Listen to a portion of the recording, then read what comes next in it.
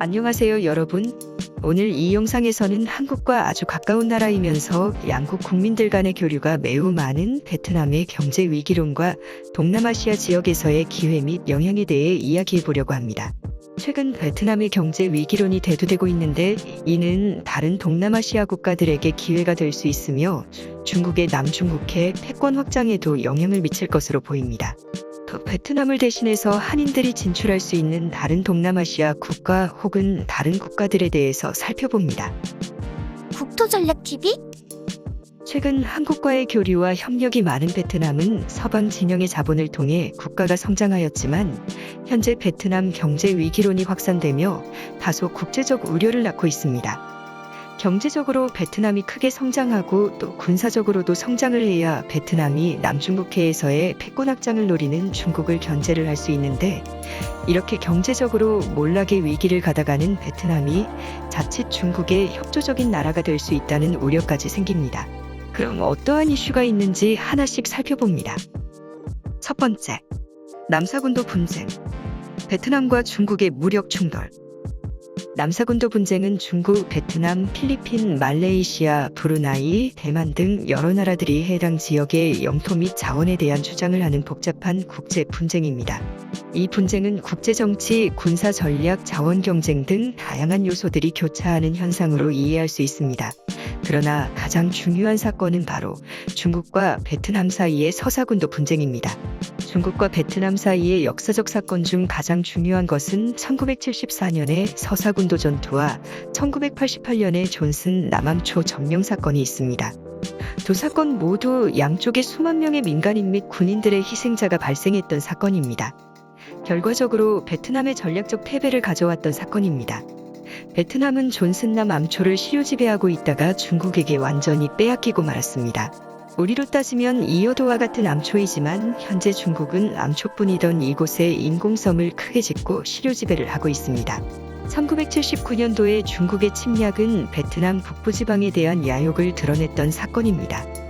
베트남에서 가장 사람이 살기 좋고 경제성이 좋고 기후환경이 우수한 CFA 온난스빔 기후를 갖고 있는 지역이 바로 하노이를 중심으로 한 베트남 북부지방입니다. 그리고 1988년 서울올림픽 즈음의 침공 사건은 남중국해에서 해상 영유권 확보를 위한 침공 사건이었습니다. 첫 번째 침공은 민간인만 1만 명 이상이 희생됐고 2만 명 이상의 다친 사람이 나왔습니다. 이 사건들을 계기로 베트남 국민들은 중국에 대한 불신과 적대감을 느끼게 되었습니다. 역사적으로 중국과 베트남은 여러 차례의 전쟁과 분쟁을 겪었기 때문에 베트남인들은 중국을 다소 강제성이 강하고 폭력성이 있는 이웃으로 인식하기도 합니다. 이러한 국민적 감정은 한국인들이 중국에게 느끼는 감정과는 상당한 차이가 있습니다. 그 이유는 베트남은 아예 영토를 중국에게 빼앗겼기 때문입니다. 이러한 사건들은 베트남 국민들이 중국에 대한 경계심을 갖게 하였고 이를 토대로 베트남 정부는 중국과의 외교 및 군사 대응을 강화하였습니다. 오늘날 중국과 베트남의 관계는 협력과 경쟁이 복합적으로 얽혀 있는 상태입니다. 경제적으로 두 나라는 긴밀한 관계를 맺고 있으며 무역, 투자, 인프라 개발 등 여러 분야에서 협력을 이루고 있습니다. 이러한 경제협력은 양국의 발전과 번영에 기여하고 있습니다만 그러나 남중국해에서의 영토 분쟁과 같은 국제정치 및 안보 이슈로 인해 두 나라 간의 긴장감도 여전히 존재하고 있습니다. 베트남은 동맹국과의 협력을 통해 중국의 영향력 확장을 견제하려는 노력을 기울이고 있으며 중국은 남중국해에서의 군사적 우위를 유지하고자 합니다. 대표적으로 베트남은 미국, 한국, 일본, 호주 같은 서방 진영 국가들과의 연대 협력을 강화하길 원합니다. 이러한 베트남의 손길에 매우 적극적인 나라는 일본입니다. 일본은 쿼드 군사동맹에 베트남을 추가하길 원하고 있고 이번 일본에서 개최되는 G7 정상회담에도 베트남 정상을 초청하는 노력을 기울이며 베트남을 친서방 진영으로 완전히 포지션을 갖게 하도록 하고 있습니다. 한국은 베트남의 막대한 투자를 통해 경제적으로 친서방적 공급망에 편입되도록 노력하고 있으나 일본은 아예 군사 정치적으로 베트남을 서방 진영의 편에 두도록 노력을 취하고 있는 것으로 보입니다. 결론적으로 중국과 베트남의 관계는 협력과 경쟁이 복합적으로 얽혀있는 복잡한 상태이며 서방 진영 국가들도 베트남을 다루기를 매우 어려워하고 있습니다. 베트남은 여전히 공산주의 국가이며 특히 같은 정치적 체제를 갖는 중국과 베트남이 우호 관계를 유지하게 될 경우 서방 진영에 매우 불리한 상황이 연출될 수 있습니다. 두 번째, 베트남 경제 위기와 중국의 부상.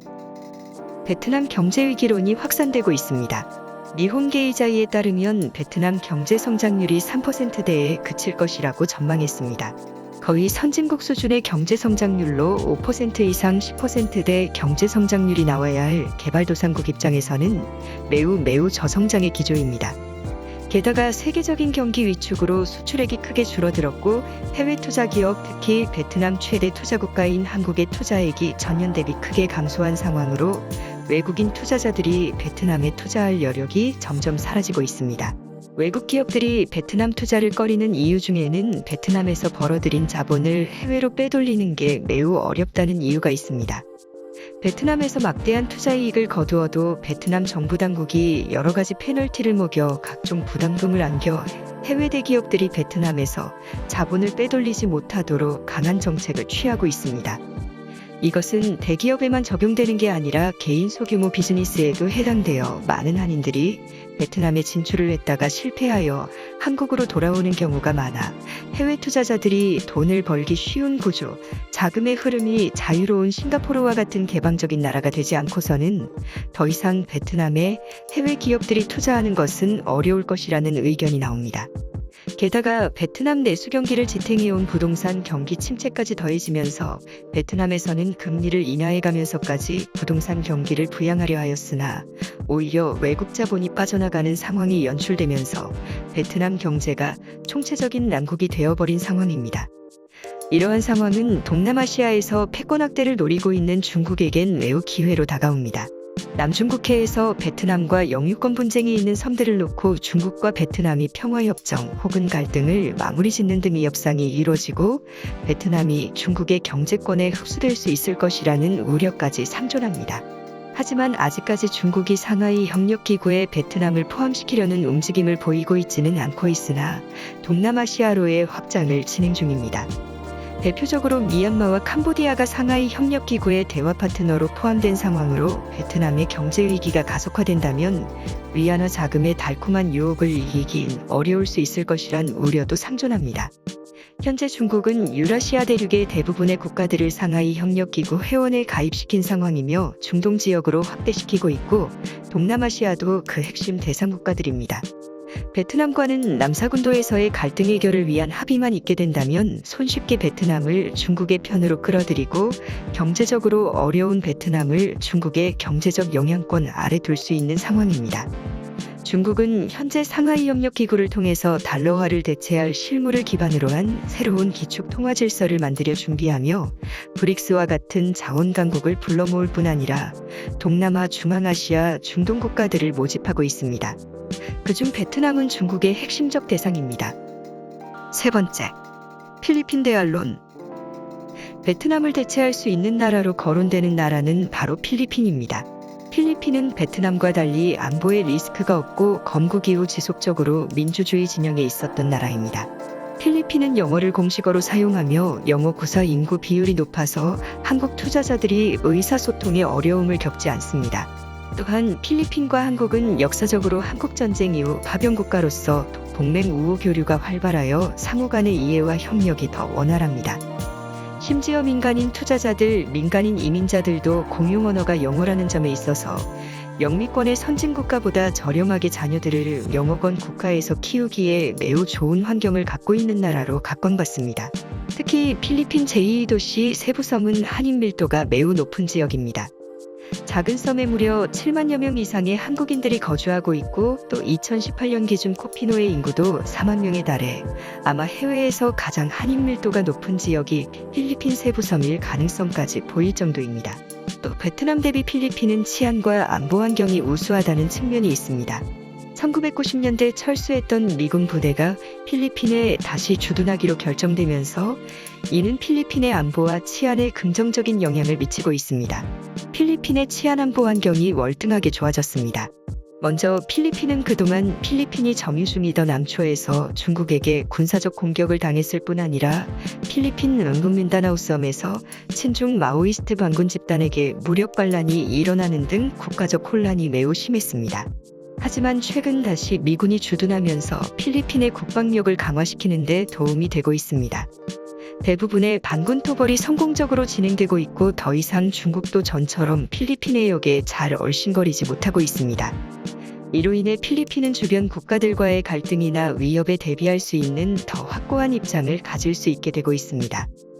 이러한 안보와 치안 상황의 개선은 투자자들에게 필리핀이 매력적인 투자 대상이 되는 주요 이유가 되고 있습니다. 안정적인 정치 상황과 우수한 경제 성장률 그리고 저렴한 인건비 등 다양한 장점이 있지만 안전한 투자 환경 역시 중요한 고려 사항입니다. 따라서 미군의 주둔이 필리핀에 더 많은 투자자들을 끌어들이는 데 도움이 될 것으로 예상됩니다. 네 번째, 북한 지역에 관심 쏠리는 이유. 이렇게 동남아시아의 정치 및 경제 상황은 서방 기업들의 생산시설 이전에 많은 리스크를 부여하고 있습니다. 미얀마 사태, 베트남의 경제 위기론, 그리고 남중국해에서의 지정학적 위기로 인해 기업들은 동남아시아로의 생산시설 이전을 신중하게 고려하고 있습니다. 나이키의 베트남 공장 인력 감축과 베트남 당국의 노동 및 소방 규제 강화 등의 이유로 많은 기업들이 해외로 이전하고 있습니다. 이러한 상황에서 북한의 개방이 관심을 끌고 있습니다.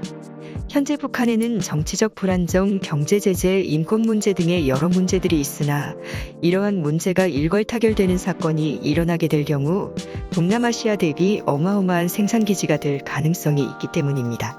북한 지역은 여전히 저임금 노동력을 공급할 수 있는 국가로서 이는 다른 동남아시아 국가들과 비교하여 경쟁력을 지닌다고 할 수 있습니다. 또 지정학적 이점도 있습니다. 북한 지역의 경우 한반도의 북부에 위치해 있어 한국과 중국, 일본의 거대 경제권에 가까운 지리적 이점이 있습니다. 이로 인해 교역 및 물류 비용이 줄어들 수 있습니다.